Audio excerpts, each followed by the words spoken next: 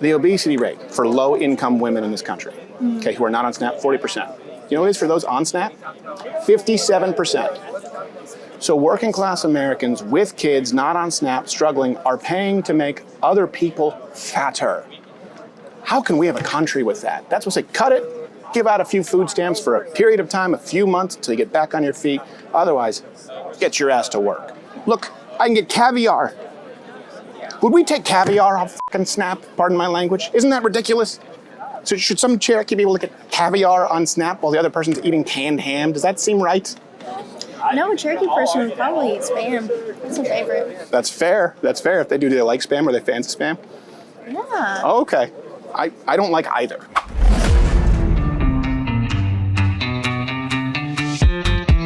Welcome back to Change My Mind, where we reason through our positions on seemingly controversial topics.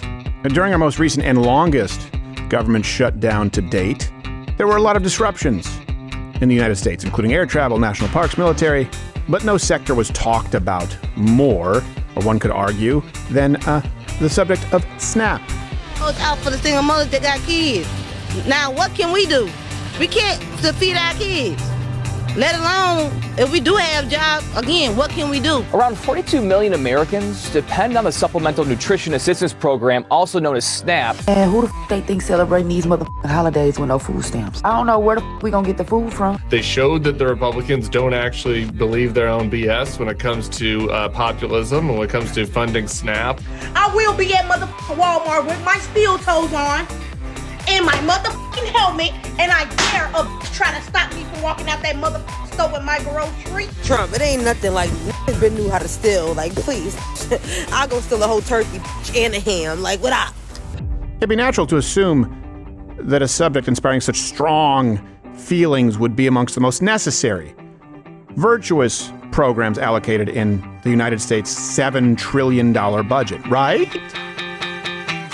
But surprisingly, the truth is, it's not, which is exactly today's topic of discussion that took place at Oklahoma University in this installment of Change My Mind. The conversations ranged from productive-ish to cordial to a little or a lot off the rails. But you may be surprised by which students or canines had the most to offer.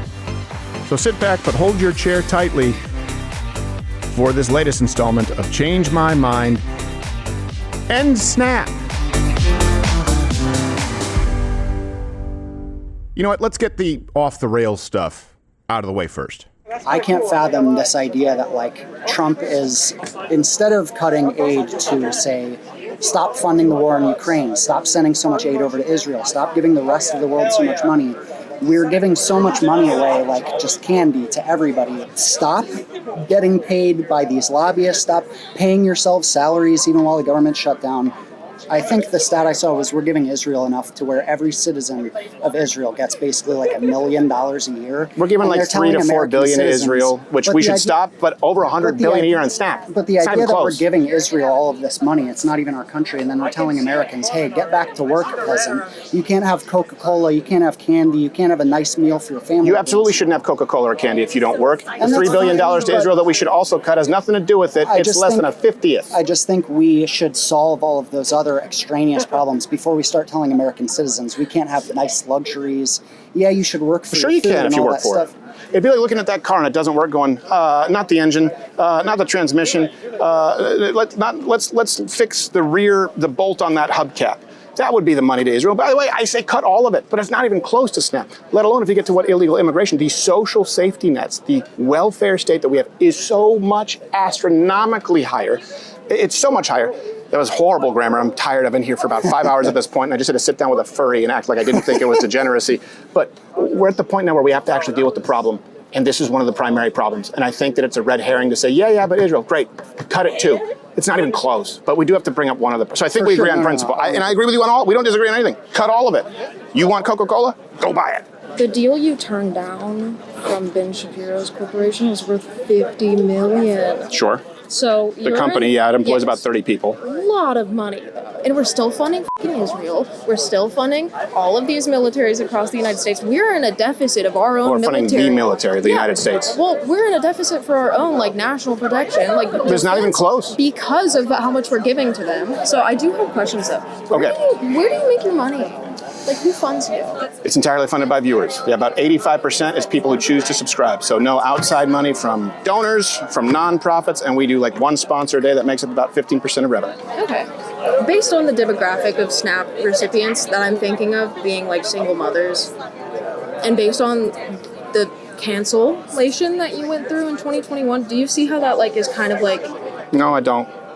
I don't see how it's relevant to subsidizing a government program that's a failure and rife with fraud. I just think it's interesting that you have put someone in a position of potentially needing to rely on that and then turn around and dunk on the other people who also need to rely on it. I think it's potentially interesting that you believe things that you see in the media and have no idea of the situation that she is. You think she's on SNAP and ex-wife, but I'm not allowed to discuss it because that's the mother of my children. You're rich. She's not going to be on SNAP.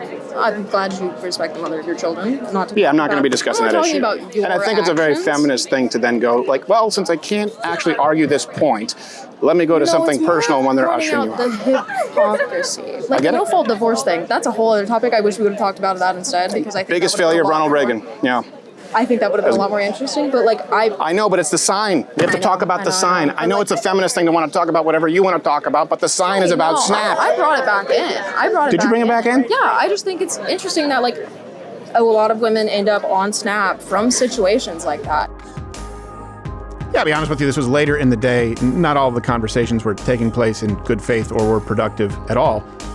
And surprisingly, very few people had anything to disagree with once they knew the money on which we were spending these resources for SNAP.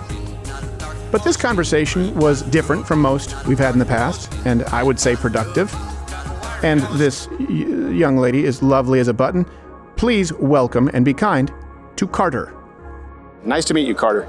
Please grab a seat.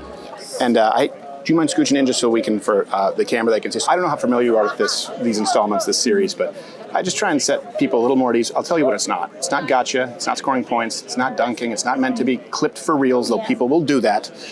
Was created almost a decade ago to have authentic conversations in good faith and see where we agree, disagree, and are able to present our opinions on controversial topics. Absolutely. It will not be uploaded, cut out of context like a Jon Stewart type thing. That being said, a controversial topic, and I'm at my wit's end. I'm fed up with this. The more I look into SNAP, my position on this is end SNAP completely, outright, wholesale. If we want something like food stamps for bare necessities, create a separate program. It's so beyond repair and so corrupt.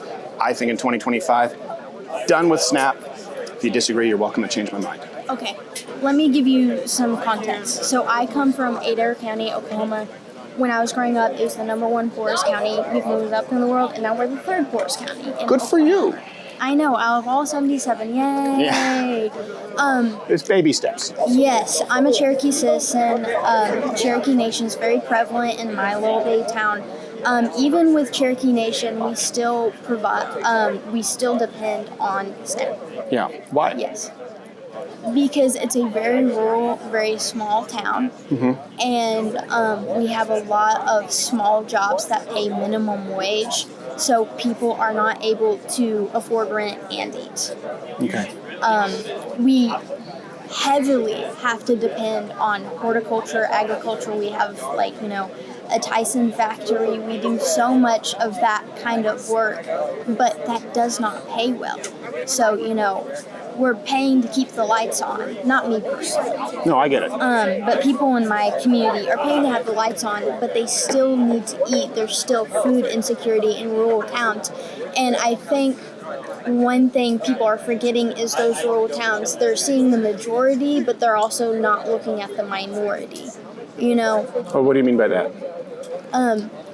I think some people in the government are looking at the numbers and not the people and the geographical areas of where they're Forgive me, what do you mean by those in the government? Because the government position has been overwhelming support for SNAP to the point that it's ridiculous, where the #1 purchased item is sugary sodas.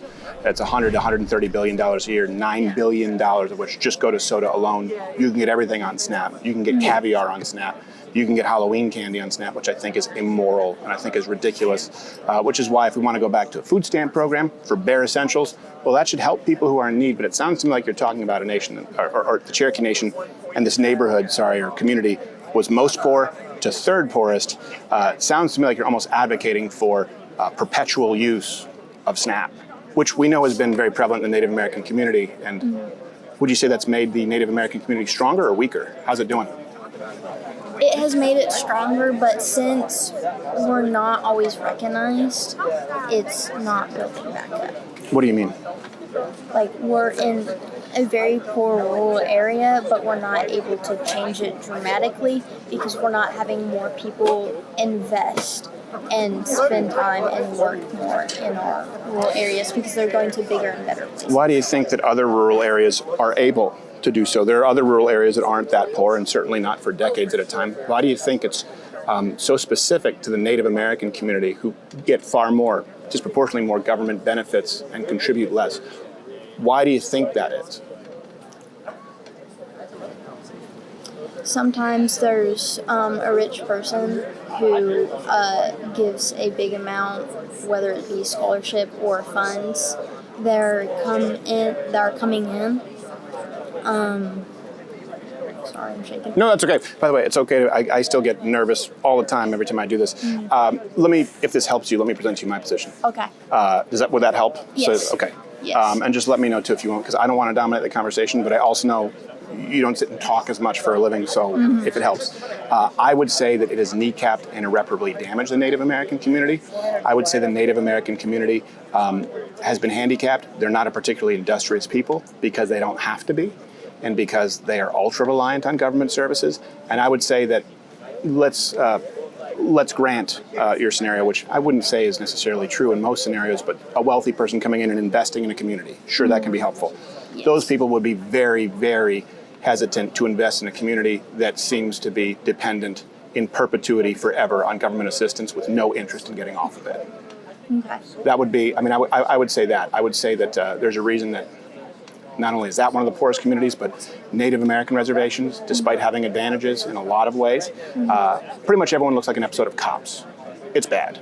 It's bad. Let's just be honest, right? They don't look beautiful. They're not nice. And we've been doing it this way with government assistance and subsidies. Maybe do it a different way. Maybe if you cut people off and go, no, you got to start doing what everyone else does. And you got to start toiling by the sweat of your brow. Maybe they would become more industrious, because I don't think it's helped the Native American community. And I say that because it's a microcosm. There's a huge over-reliance on government subsidies, welfare, social safety benefits in the Native American community. But now apply that at large. That's what happens with SNAP EBT. People stay on it. 60% of people on it are able-bodied. We can't reform it at all. If the government can't cut Coca-Cola from SNAP, then we can't cut anything. Enjoy your debt. You're a lot younger than me. If we can't have work requirements 80 hours a month, which is what's opposed by the Democrat Party, then we can't have any requirements. That's why I say we got to do away with it wholesale and do something else. Do you think we should change it to, at the very least, hey, get rid of soda, treats from SNAP? I would say soda. Okay. And more health conscious things, but not to get away with it altogether. Well, to kind of compromise with SNAP. Well, so here's the thing. You can't compromise with SNAP because you can't cut soda, right? There was a huge outcry of people going, that's a violation. Hey, you can't determine what these people, everyone deserves treats. First off, not everyone deserves treats. Second, for me, it's pretty simple. You pay, you choose. I pay, the taxpayer, I choose. Milk, eggs, meat, produce, and fabric softener. Otherwise, get to work. Is that fair? No. No, that's not fair? There should be some choice in that. I don't think there should be any choice. Our soldiers get MREs and they have to pay for them. Why should someone who's able-bodied, choosing not to work, get anything better than our soldiers? Are you aware of so SNAP, because you mentioned this is true. If you go to Amazon, right? All right. SNAP EBT, okay, right here. So I pay taxes, right? And there are a lot of Americans who work and pay taxes, who are poor, low-income Americans, right? Yes. Not on SNAP. You get 50% off your Prime membership. You get unlimited groceries for $4.99 a month. Let me show you what's in the groceries. Lavazza coffee, $25. Rockstar, Ghost Energy. Hey, let's go down to snacks and treats. When you say choice, these are the choices right now that pre-filled pumpkin buckets of assorted Halloween candy. Does that seem like helping someone with a tough break? And how do we make the case to low-income Americans that they should fund that? Because they are. Well, a lot of them have children. Okay, so do the people paying taxes who are working for a living. Okay, that's a fair Right? point. I mean, because people say it's taken from the rich, given to the poor. And you look obviously very svelte, and I'm sure you know that obesity is a problem in the country. It doesn't affect you. Probably affects me more than you. I have some that I could lose. But the obesity rate for low-income women in this country, okay, who are not on SNAP, 40%. You know what it is for those on SNAP? 57%. So working class Americans with kids not on SNAP, struggling, are paying to make other people fatter. How can we have a country with that? That's what I say, cut it. Give out a few food stamps for a period of time, a few months, until you get back on your feet. Otherwise, get your ass to work. Can you understand why? And by the way, I wasn't raised wealthy. And I know those people. I work with these people. I've spent my whole life with these people who, out of pride, would not take SNAP or EBT. And when they find out what they're paying for, that's a really tough pill to swallow. Yes. So I just say do away with it. Food stamps for essentials for a very limited amount of time. Work requirements. Right, meaning I think it should be more than 80 hours a week. I think to get anything you should be working. 80 hours a month. Sorry, it's 20 hours a week. Yeah, I think it should be a full work week, and you get a very temporary relief. But I don't think it can be through the SNAP program. This is not. I didn't know this until yesterday. I didn't see how you can get. Look, I can get caviar. Would we take caviar off fucking SNAP? Pardon my language. Isn't that ridiculous? So should some Cherokee be able to get caviar on SNAP while the other person's eating canned ham? Does that seem right? No, a Cherokee person would probably eat Spam. That's a favorite. That's fair. That's fair. If they do they like Spam? Are they fans of Spam? Yeah. Oh, okay. I don't like either. This is sturgeon caviar. Okay. Pardon my language. What the fuck? Like, how are we at this point as a country when we're talking about being fiscally responsible and people who aren't working, who are able-bodied, are getting caviar, or potentially through SNAP? Could we agree that maybe that's a broken system, that we have to do away with it, start from the ground up with essentials? And I say less choice. Okay, when you come from that standpoint, I have to agree with you. Okay. Kind of slightly, because you're cornering me in that aspect. Well, I ranted because you said it would help you. So now the floor is You're yours. being passionate. Yes. You're being passionate. I'll give you that. Starting from the ground up is very hard. I just hope there isn't a trickle-down system to it. Never mind. I think we agree on more. I think to be fair, I think you didn't know how bad it was. Is that fair? Yes. I think you thought, oh, man, someone who's struggling, who's getting bare essentials. I don't think you realize that people who can work, who choose not to, are getting fatter on this shit, all done in the name of equity. Okay, to kind of branch off of that, do you think some of those people are mentally, declined? Do you think they have mental illness? Do you think And I understand there's a difference with that. People, like, for example, veterans, but there are other ways to deal with those. There are other ways to deal with, and we can categorize those, but we're not. So that's, again, why I say if you defund this to the tune of hundreds of billions of dollars a year, you'd actually be able to allocate the funding more effectively to the people you're talking about who need it. I do agree that we should help handicapped veterans. They've served their country. I do believe that if people are actually mentally handicapped, whatever, adjudicated mentally defective, whatever term you want to use, that they could use some help. I think we could also help by removing some of the red tape for charities. I did volunteer work with these special needs. They would all live in homes together. These were private charities. They do a friendship club thing every, I think it was Tuesday of the week, where we bring in food. And a lot of that is hard because of the red tape. But I think that we need to separate that. That's not who's typically using SNAP. Okay. And those people end up being shortchanged because that person is treated the exact same as an able-bodied baby mama who eats Halloween candy. Yeah, I think that's fair. I'm impassioned because I had someone here try to fucking do a bomb threat, so I'm a little bit ornery. And I got a furry who's looking to argue with me. Yeah, I thought the furry was going to cut the line. I got a little scared for a second. Yeah. I've been here since noon. Oh, have you? Yes. Well, I don't know. What do you want me to say to the furry? It's okay. It's just between you and me. It's weird, right? Should I just go guns blazing and say, stop being degenerate?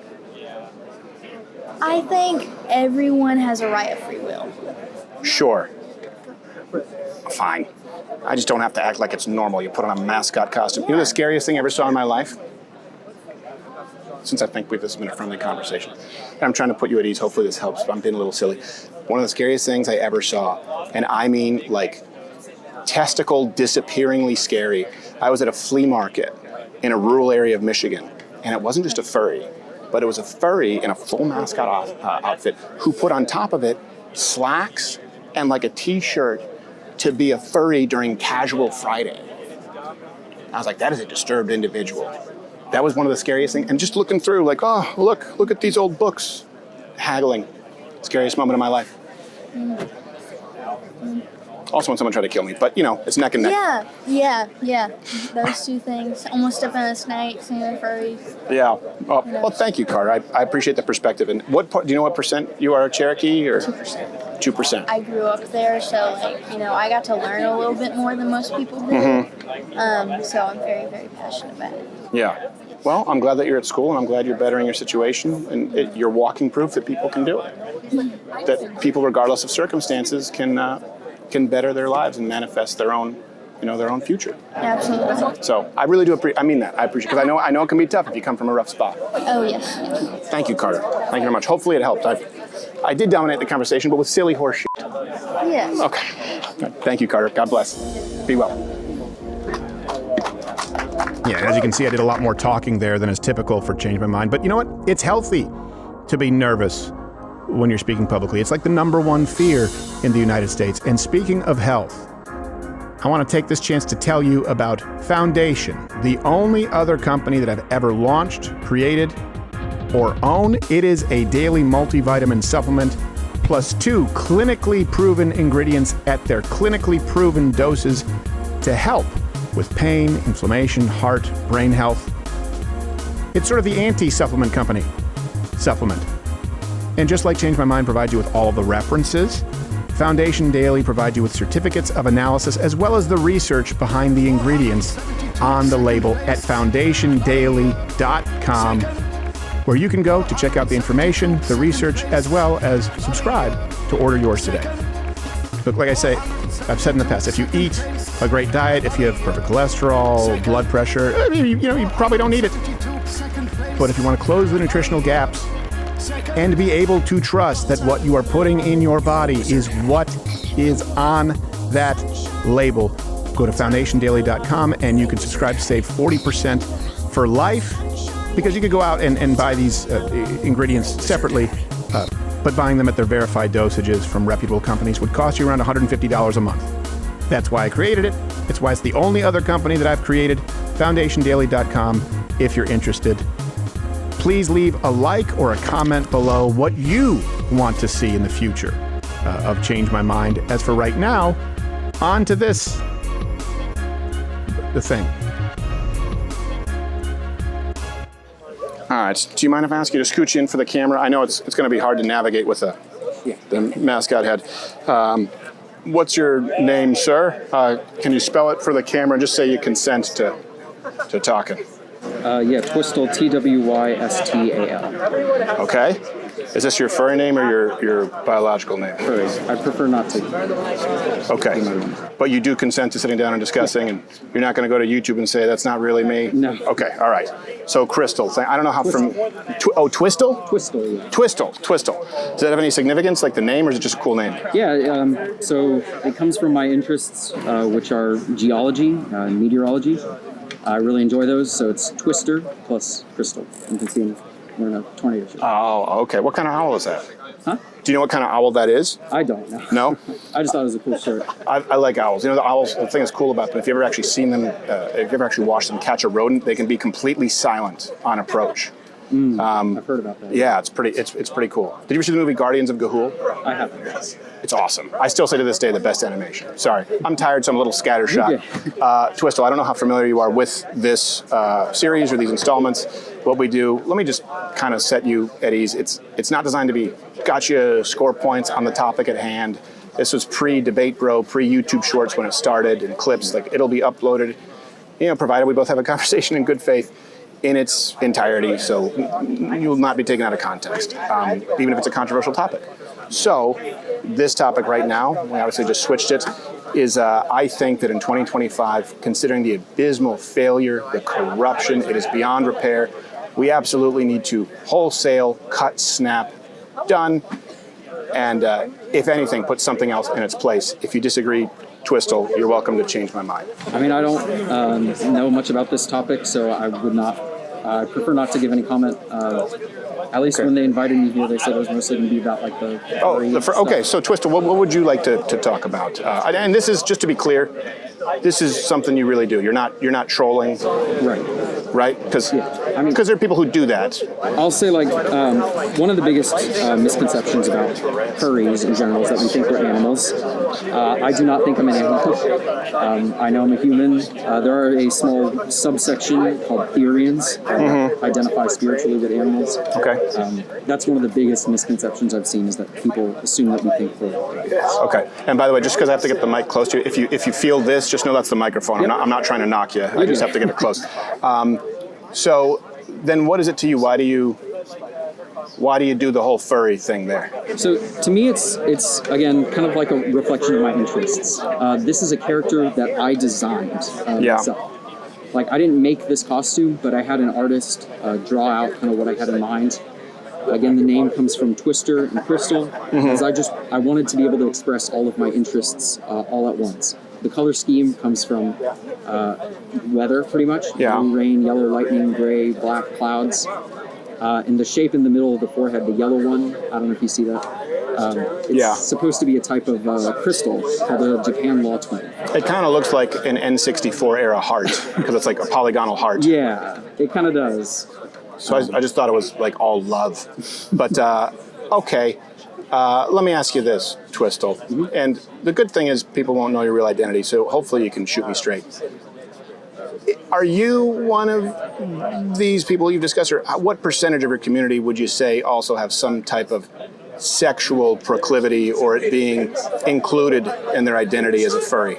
So I would say that I can't put like any percentage on it, but it's not necessarily an insignificant number. It's a pretty high number, isn't it? I mean, I don't know, so I can't say any number. Okay. I honestly don't know, but I do know people that do have that side. Yeah. For me, I choose to stay away from it for the most part in terms of art, the costume. Well, wait, for the most part. So that means you probably experimented a little bit with some of the sex stuff. I have friends that are into that side, and I pretty much stay away from it. What is, you keep saying pretty much. You have like an experience early on in college or something like that? No. Again, no one will know. I've never had any kind of experiences with the costume, and I do not want to. You don't want to? Partly because this is extremely expensive. Don't want to get it dirty. Okay. It is a messy endeavor. So I definitely stay away from not safe for work side. Okay. Do you have a full outfit that goes along with the head, or do you just wear the? I don't. No. You don't? Just wear the head. I have hand paws. Yeah. And is that a cost thing where you kind of do it in installments and build it? You can, or you can do it all at once if you have enough money. Okay. Depending on who you want it from. Okay. Let me ask you, what type of intersect do you think there's with like LGBTQ? Because a lot of people think, it's now just a modern expression of gender. And I will tell you this, a lot of people view it as degeneracy when it's an expression of gender or sexuality, because those things should be kept in private. What exactly are you asking? Well, when you look online and you look at the furry community, there's usually a lot of the intersectional sort of camaraderie there with LGBTQ, and they sort of tag it along to it. So whether you intend for it to be or not, that is the perception that's by design from a lot of activists in the furry community. Yeah. I mean, I would say that LGBTQ is not at all an insignificant proportion. There is a significant proportion of the fandom that is LGBTQ. I mean, what they do is not my business, so can't really comment too much on that. Yeah, but what if the furry community is seen as sort of a quasi-ambassadorship of LGBTQ, because it's all about breaking down societal norms, gender norms, healthy approach to human interaction. And I'm going to tell you, I don't love it. But I'll have a conversation. But I also don't love people's positions on SNAP and on illegal immigration.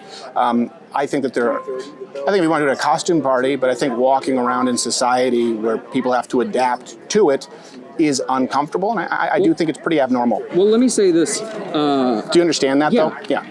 Furries generally do not just walk around this in their everyday life. Right. I only wore it here today because I was asked by the president to bring it. Okay.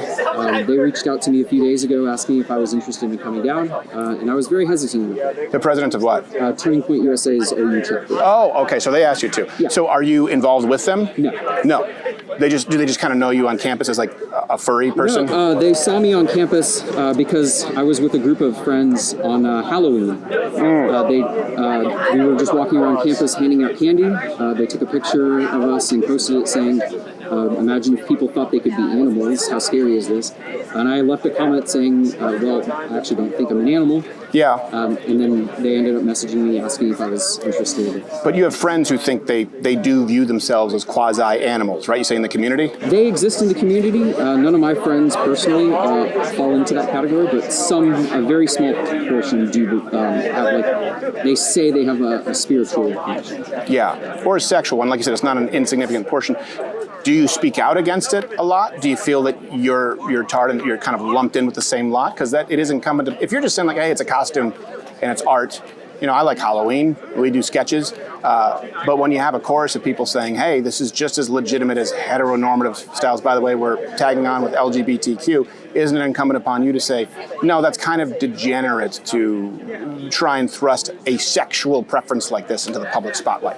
I mean, I'll say what most cases of that happening are in a private setting.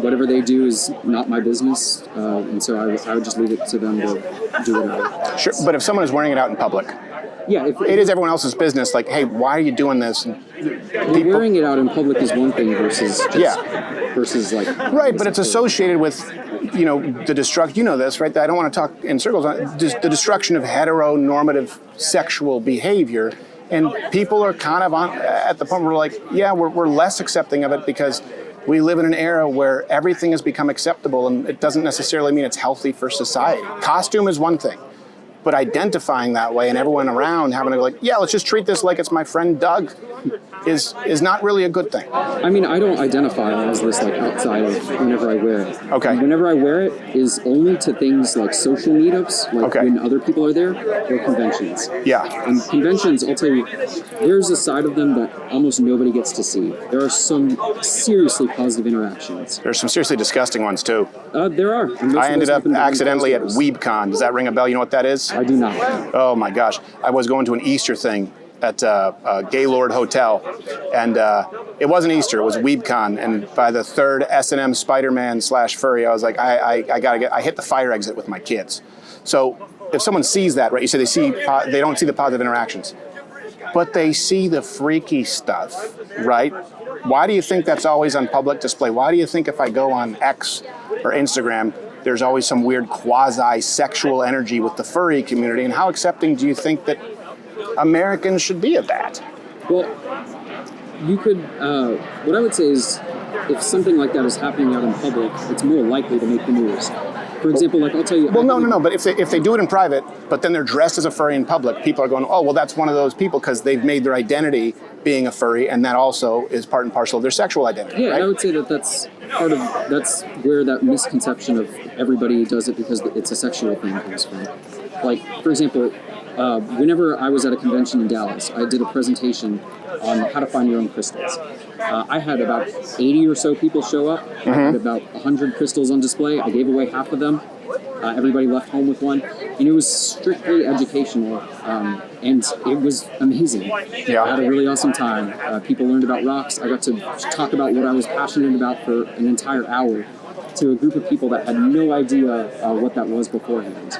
Yeah. And there is a huge side of that that just largely goes unnoticed. Okay. So it's kind of more of like a Rocky Horror Picture Show thing for you, where it's like you're into this and you think it's a reflection of art, and it's just something you do. It's not really who you are. Yeah, it's something like, I'll tell you, the number of times I've worn this this semester, is, I can count on one hand. It's not something I do often at all, and it's only with other people. Sure. What do you mean with other furries? Yeah. So you don't wear this into class and expect everyone to act like, yeah, just normal. And you would agree that that would be weird and rude, and people weren't accepting of like, you can't just come in this fur helmet in the middle of class? I mean, it would be unusual. I wouldn't say anything, but it would. It's not what most furries do. It's not what most furries do. They kind of keep it separate. Let me ask, what do you get out of this that you wouldn't get out of like, because you say it's art, like that you don't get out of like say a painting, or like, you know, making a movie or a poem? Well, for one, I don't consider myself to be creative at all. I cannot draw. I cannot paint. I have a very hard. I mean, I've even tried like music composition, which I can't do, even though I play instruments. I just don't see myself as creative enough to be able to do any of that stuff. Okay, so it's a reflection of art without the creative element? Well, the creative aspect comes from being able to like design it yourself. Yeah. So like, yes, I conceptualized this entire thing through an artist. Okay. I had an artist kind of draw out what I had envisioned, and then I decided I like that. It's a reflection of my interests, my weather, my rocks, and just went from there. Let me ask you this, and actually, you know, I will say, I wouldn't quite say you're changing my mind, but you've clarified some things. I've had furries, by the way, on the show who they were there to distance themselves from some of the, you know, a lot of not funny enough, but coincidentally enough, not a lot of death threats and radicalism comes from the furry community on the left. And I know Charlie Kirk had to deal with that too. But it sounds like you're saying this is a separate component, like people who might have a hobby. Community, right? It sounds like you find a sense of community. The sense of community is supposed to ultimately enable you to function more effectively and be less lonely in society at large. If you had a son, and he said he wanted to become a furry, and he was a young guy, would you be concerned because of the less tasteful components of the community, or would you think like, hey, it's great, it's just like getting in soccer? I mean, I would offer like words of caution, just like be careful with these kinds of things. But ultimately, I'd support him in whatever choice he chose, and that's kind of what my parents did. They know, and they're actually very supportive. Yeah. Okay. Twistless, maybe too personal. You don't have to answer. Okay. Hopefully, I've been respectful enough. Do you have a girlfriend or?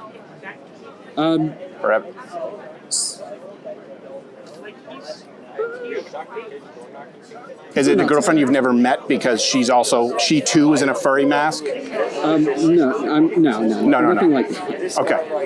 Okay. So you know what? Okay. Yeah. All right. What's the biggest misconception about the furry thing that you would say? If you can right now tell the world, hey, furries are not X or Y. I would say furries do not think that they're animals. Okay. But some do. A very tiny proportion. But like you're taking a very tiny proportion and applying it to everything. Yeah. I don't think I'm an animal. I know I'm a human. I know I'm a human in the way God made me. Right. Okay. Final question. Because if I have a dog, the sweetest dog on the planet, but I guarantee you if he saw you like this, he'd go ape shit. If a dog attacks a furry, you don't blame the dog, do you? Get it? If the dog is unnerved, it must happen all the time. I've never had any kind of experience. For the most part, they're kind of scared. Yeah.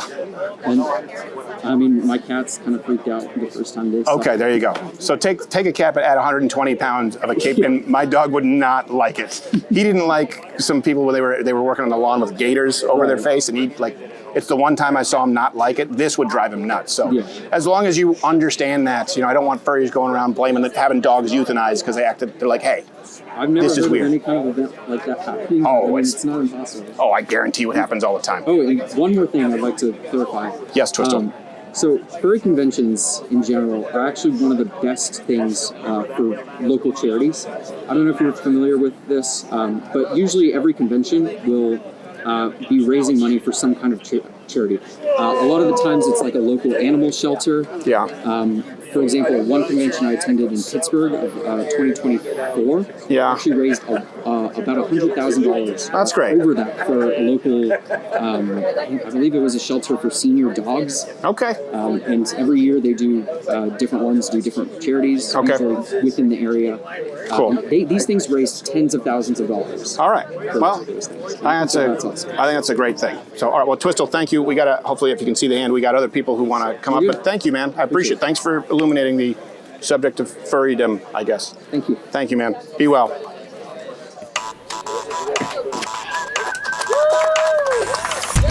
Now, I know we didn't really talk about Snap because the truth is there weren't that many takers, but Twistle was fun. It was... A conversation happened. I mean, what, you think I'm not going to take the opportunity to talk with a furry who shows up in normal human society? Of course I am. It actually seemed like a decent person, guy. Anyway, you know the thing. Please stay tuned for the next installments of Change My Mind and let me know what kinds of conversations, what topics you would like to see. Hit a like and comment below.